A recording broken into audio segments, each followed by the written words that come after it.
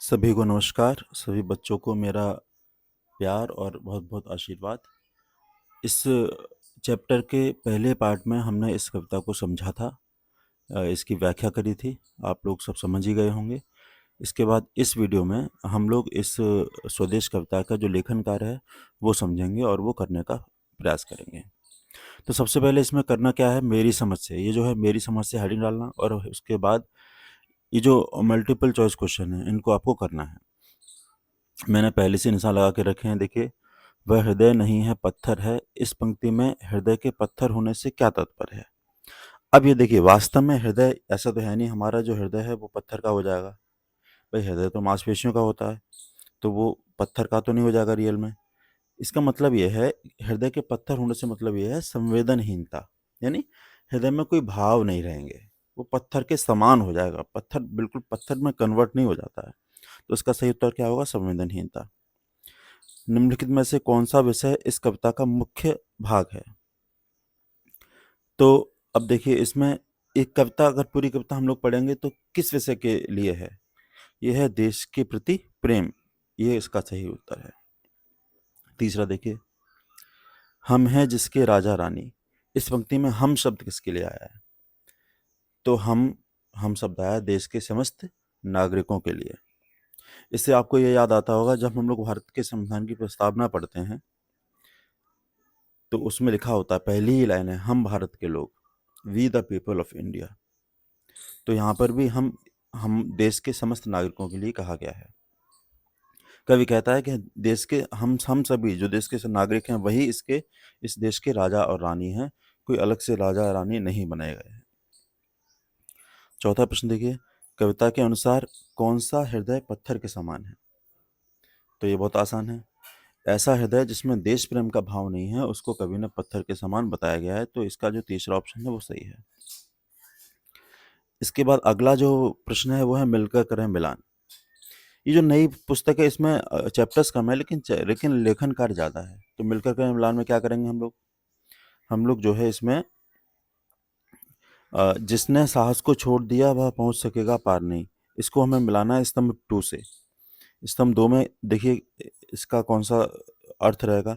जिसने साहस को छोड़ दिया वह पहुंच सकेगा, पहला वाला देख रहे हैं हम लोग, ये वाला, जिसने साहस को छोड़ दिया वह पहुंच सकेगा पार नहीं। इसके लिए यानी तीसरा वाला देखिए, स्तंभ 2 में तीसरा, जिसने किसी कार्य को करने का साहस छोड़ दिया हो वह किसी लक्ष्य को प्राप्त नहीं कर सकता। तो इसको आप इससे मिला दीजिए। आगे देखिए, जो जीवित जोश जगा ना सका उस जीवन में कुछ सार नहीं। तो इसके लिए हम देखिए, हम लोग देख सकते हैं, जो स्वयं के साथ ही दूसरों को भी प्रेरित या उत्साहित नहीं कर सकते, यानी चौथा इसका सही होगा। इसका कौन सा सही होगा? चौथा। तो इसको चौथे से मिला दीजिए। जिस पर ज्ञानी भी मरते हैं, जिस पर है दुनिया दीवानी, जिस देश की ज्ञान संपदा से समूचा विश्व प्रभावित है, ये मैंने आपको व्याख्या में बताई था। तीसरे का जो है अब मिला दीजिए पहले से। और सब कुछ है अपने हाथों में, क्या तो अपनी तलवार नहीं, इसका दूसरा है। जिस प्रकार युद्ध में तोप और तलवार की आवश्यकता होती है, उसी प्रकार मनुष्य की प्रगति के लिए साहस और इच्छा शक्ति की आवश्यकता होती है। तो चौथे का हम मिलाएंगे दूसरे से। इस तरीके से ये मिलकर करें मिलान है। इसका आप स्क्रीनशॉट ले सकते हैं और इस तरीके से आप कर सकते हैं। आगे देखिए, पंक्तियों पर चर्चा।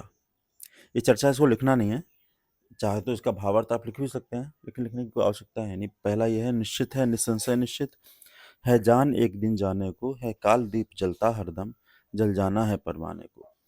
तो इन पंक्तियों से कवि के कहने का तात्पर्य या कवि के कहने का अभिप्राय यह है कि यह बात बिल्कुल निश्चित है, बिना किसी संशय के निश्चित है, इस बात में कोई संशय नहीं किया जा सकता कि एक दिन हम सभी को जाना है। जो इस संसार में जिसका भी जन्म हुआ है उसकी मृत्यु निश्चित है। हर समय काल रूपी दीपक जलता रहता है। जिस प्रकार दीपक पर पतंगा पतंगा जानते हैं, जैसे आप दीपक जला के रखो, तो आप इसमें तो बारिश का मौसम है, तो पतंगे कीट पतंगे बल्ब के सामने आ जाते हैं, दीपक के सामने, तो वो क्या करते हैं, वो पतंगे, उन्हें मालूम है कि हम जल जल ही जाएंगे, लेकिन फिर भी वो पास में आते ही हैं उसके। तो इसी प्रकार हम सभी को भी ये जो हमारा काल रूपी दीपक जल रहा है, तो हम सभी को भी एक दिन चले ही जाना है।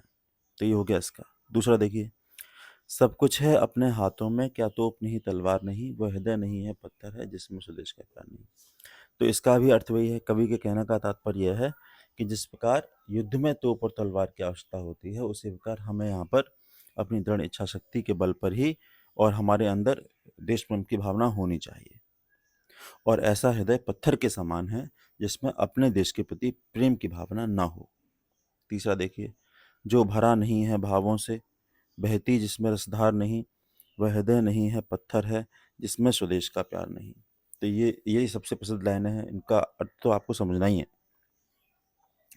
कि ऐसे व्यक्ति, कवि के कहने का तात्पर्य है कि ऐसे व्यक्ति जिनके हृदय में भाव नहीं है, जिनके हृदय भावों से भरे नहीं हैं, जिनके हृदय में भावों के रस की धारा नहीं बहती, जिनके जिनके खून में देश प्रेम की भावना नहीं दौड़ती, ऐसे हृदय, ऐसे व्यक्तियों के हृदय पत्थर के समान हैं जिनके हृदय में अपने देश के लिए प्रेम नहीं है। इसके बाद आता है सोच विचार के लिए।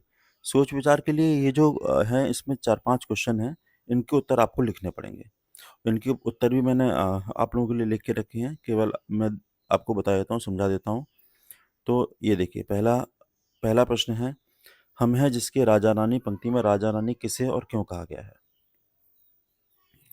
तो इसके भी आप स्क्रीनशॉट लेके आप लोग नोट कर सकते हैं। और ये उत्तर ऐसे हैं जो आपको किसी भी वेबसाइट पर इतने अच्छे तरीके से नहीं मिलेंगे। ये मैंने खुद तैयार किए हैं। मैं अपने बारे में बता दूं तो मैं सुमित सर हूं और मैं हिंदी पढ़ाता हूं बच्चों को। तो मैंने खुद तैयार किए हैं और ये उत्तर आप लोग उपयोग कर सकते हैं। और एक बात, अगर आपको ये वीडियो अच्छा लग रहा है, इस चैनल पर आपको पूरी किताब पढ़ाई जाएगी, दूसरी किताबें भी दूसरे सब्जेक्ट भी कवर किए जाएंगे। तो आप इस चैनल को सब्सक्राइब जरूर कर लें और शेयर करें अपने दोस्तों में, ताकि हम सब मिलकर एक साथ आगे बढ़ सकें। आपने एक एक सुना होगा कि सबका साथ सबका विकास ना, तो सभी के साथ हमको चलना है मिलके। पहला प्रश्न देखिए, हम हैं जिसके राजा रानी, पंक्ति में राजा रानी किसे और क्यों कहा गया है? तो हमने उसमें देखा था कि राजा रानी किसे कहा गया है? हम नागरिकों को। तो इस पंक्ति में राजा रानी हम अर्थात भारत के नागरिकों को कहा गया है, जो वास्तव में इस देश के मालिक हैं।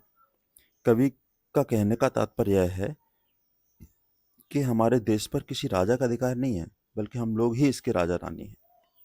ये आप लिख लीजिए। और समझने वाली बात यह है कि वास्तव में देखिए, इस समय हमारे देश पर कोई राजतंत्र तो है नहीं, किसी कोई राजा होता है क्या? नहीं होता। हमारे यहाँ लोकतंत्र है, डेमोक्रेसी है। तो डेमोक्रेसी में पावर किसके पास होती है? डेमोक्रेसी में पावर लोगों के पास होती है। इसीलिए कवि कह रहा है हम हैं इसके राजा रानी, हम हैं जिसके राजा रानी। तो समझ में आ गया होगा। कोई डाउट भी हो तो आप लोग कमेंट में कर सकते हैं, तो मैं उसको क्लियर कर दूंगा।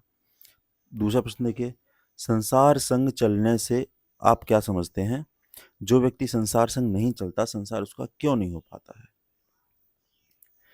तो संसार संग चलने से कवि का अभिप्राय है समाज के साथ चलना, समय के साथ चलना और समाज की गति के साथ कदम मिलाकर चलना।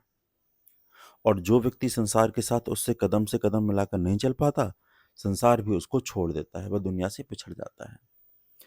अब आजकल इसको समझने वाली बात यह है इसमें कि जैसे नई नई टेक्नोलॉजीज आ रही हैं, रोज चीज़ें अपडेट हो जा रही हैं। तो अगर हम टेक्नोलॉजी का उदाहरण से समझें, अगर हम टेक्नोलॉजी के मामले में पीछे रह जाएंगे, अपडेट नहीं रहेंगे, तो हम पीछे रह जाएंगे। और जो लोग अपडेट रहेंगे, जो लोग नए नए ज्ञान से अपने आप को संवर्धित करते रहेंगे, वो आगे निकल जाएंगे। तो हमें संसार के साथ तो चलना पड़ेगा। प्रश्न नंबर 3 देखिए, उस पर है नहीं पसीजा जो, क्या है वह भूखा भार नहीं। भू माने पृथ्वी, भार माने बोझ। कवि के अनुसार इसका उत्तर देखिए, कवि के अनुसार यह देश जो हमें हमारी पहचान देता है, हमारे लिए अपने असीमित संसाधन खोल देता है, यह देश जो महापुरुषों की धरती है, इसी मिट्टी पर हम पले बड़े हैं। हमारे भारत देश के ज्ञान के लिए दुनिया भर के विद्वान लालायित रहते हैं। इतनी विशेषताएं भी तो कम है, हमारे देश की विशेषताएं तो इतनी हैं। आप देखिए, शून्य की खोज कहाँ हुई? भारत में हुई। अब शून्य के बिना गणित की मैथ की कोई कल्पना कर सकता है क्या? नहीं कर सकता। भले ही जीरो का कोई वैल्यू नहीं है, लेकिन वास्तव में उसका बहुत वैल्यू है। तो उसकी खोज कहाँ हुई? भारत में हुई। चिकित्सा के क्षेत्र में देख लो, ज्योतिष के क्षेत्र में देख लो, स्पेस रिसर्च के क्षेत्र में देख लो। हमारे यहाँ रावण उस समय अपहरण करके ले गया विमान से, जिस समय यूरोप में और दूसरे देशों में तो लोग खाना नहीं जानते होंगे। तो हमारी प्राचीन सभ्यता बहुत बहुत समृद्धशाली है। हम लोग विज्ञान और तकनीकी हर क्षेत्र में आगे रहे हैं। वेदों में इतना इतना ज्ञान भरा पड़ा है। यही कारण था, देखिए, अंग्रेज भले कहते रहे, लेकिन अंग्रेज जब आए तो उन्होंने एशियाटिक सोसाइटी की स्थापना की, और उसमें उन्होंने सबसे पहला काम यही किया कि भारत के जितने अच्छे अच्छे ग्रंथ हैं, जिनमें ज्ञान है, उन सबका अनुवाद कराया। और दुनिया से और हम सब से ये कहते रहे, नहीं नहीं, भारत में तो कुछ है ही नहीं। मैकाले कहता था कि यूरोप के एक अच्छे पुस्तकालय की अलमारी पूरे भारत के साहित्य के बराबर है। जानबूझ के उन्होंने हम लोगों को ऐसा कहा।